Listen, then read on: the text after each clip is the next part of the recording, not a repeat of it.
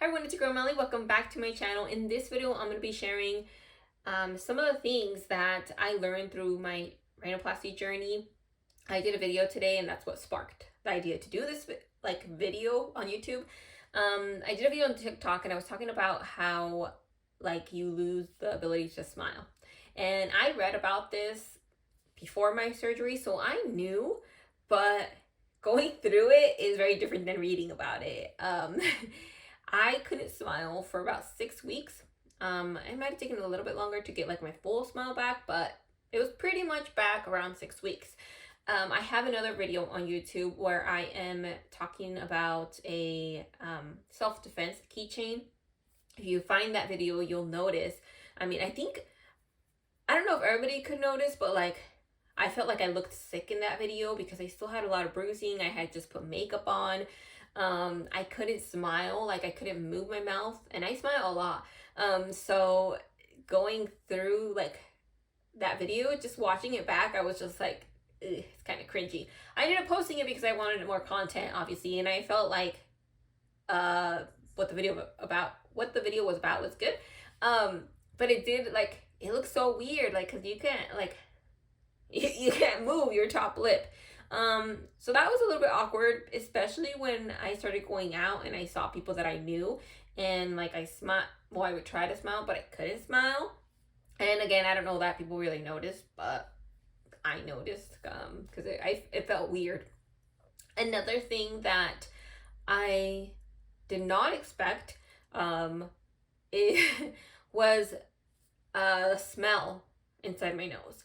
And when they did a surgery, they put, sutures in different places. Some of the sutures that they put in were dissolvable. And so they put some in here for some reason. I don't really know every detail, but I know that they put sutures in this area. And at some point I started smelling this really awful smell. And I couldn't quite pinpoint it at first. Of course, you think it's something around you. Something is smelling.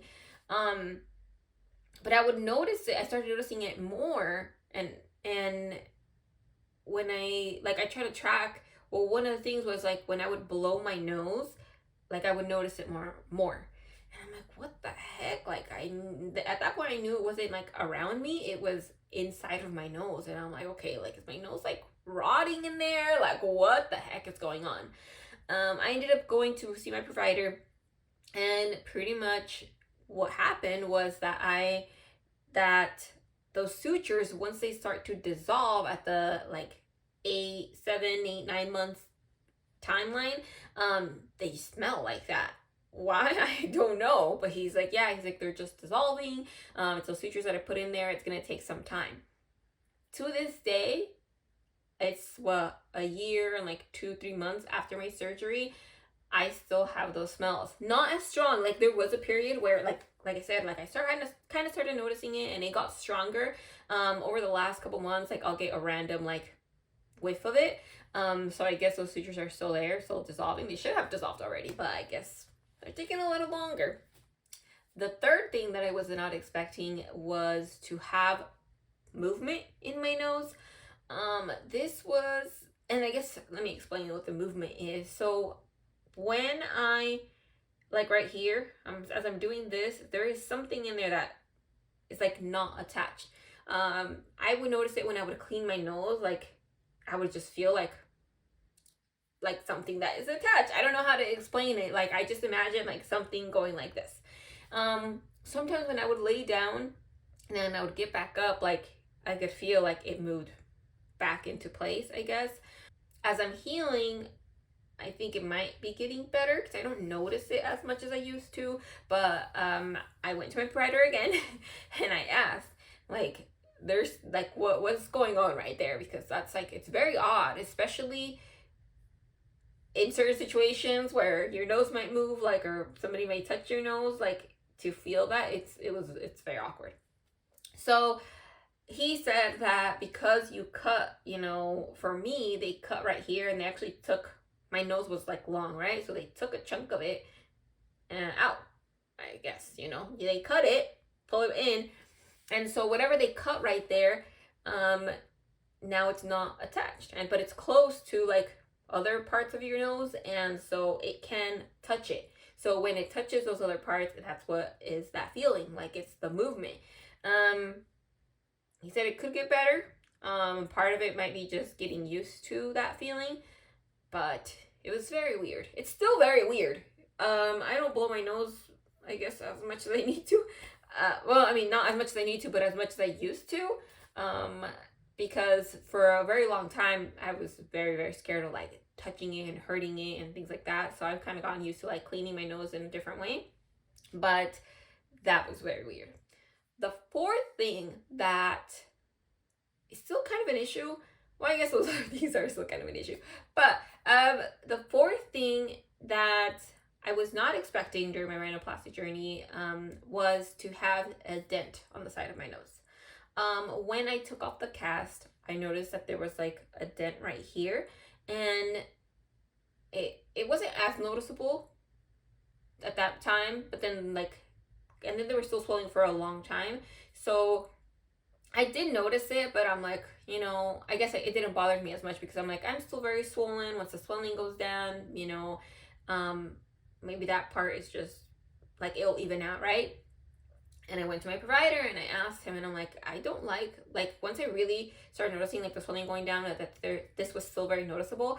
I'm like, I don't like that. Like, I have a dent on the side of my nose, and it made it look uneven because of that, because like right here is a little bit more sunken in, so it just made my nose look uneven, and a little bit lopsided, I felt like. Well, he told me that, sometimes when the cast, the cast just pushes on certain areas. It's not supposed to, but it will push on certain areas, and what happens is that it forms scar tissue, so, and then it's swollen, so, like, it will be uneven, right? Because that part is pressed and the other areas are not. So once like the swelling would go down on the other side, then it would start to look more even. Like, that wouldn't really look like a dent.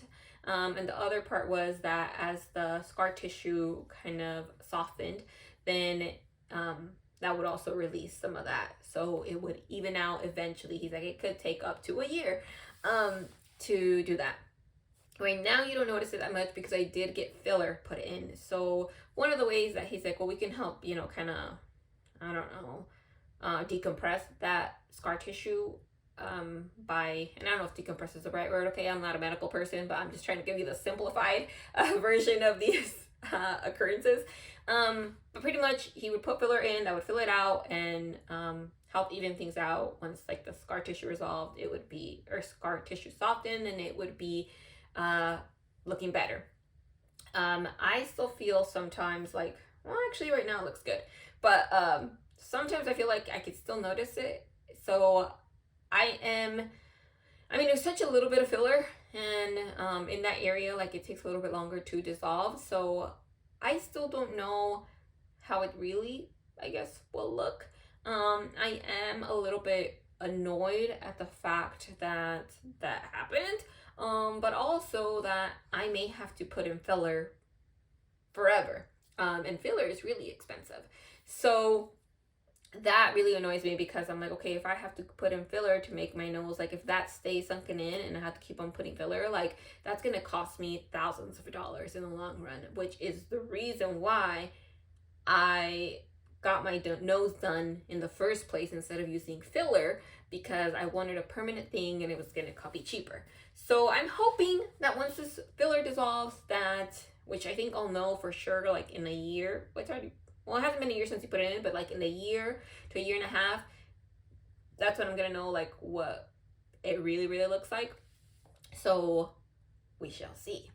But yeah, those 4 things I wanted to share with you all.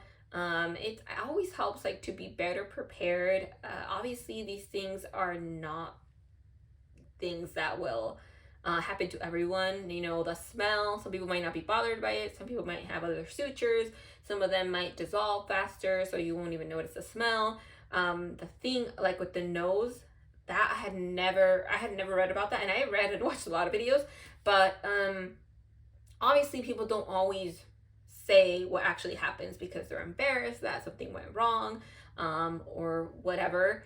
I mean, even me at first, I didn't want to say anything about like that dent, because I was like, gosh, then if I say something, everybody's gonna notice it, you know, one of those. But I think it's really important. I think it's important for you to know what could happen, but also solutions to it, right? And oh, the other piece, I guess I'll add a fifth thing that so for me, they made a cut right along the nostril. And at first I was like, what the heck? There's a bump. Like what? And I just felt like I couldn't clean my nose right because there was that bump. And I didn't even remember like, oh yeah, I mean, I know that's what they do. But I didn't put the two and two together. So you will have a ridge, and you can actually like massage it. When I'm in the shower, I sometimes will massage it to try to like lessen that scar. It's not that big of a deal. It was more like of an issue when I was trying to clean my nose with like, because you can't blow your nose. So what I was doing is I was using like a what's it called, a Q-tip, to try to clean. And then I noticed that I was like, what the heck is going on? But it was just that. So yeah, so those are 5 things that I guess I wish I knew before I got my rhinoplasty, or that I was a little bit better prepared for. Hopefully your process is super smooth and none of those things happen to you, but if they do, know that there is a solution and that they are totally normal. That is it for this video. Thank you all for watching. I will see you in the next one.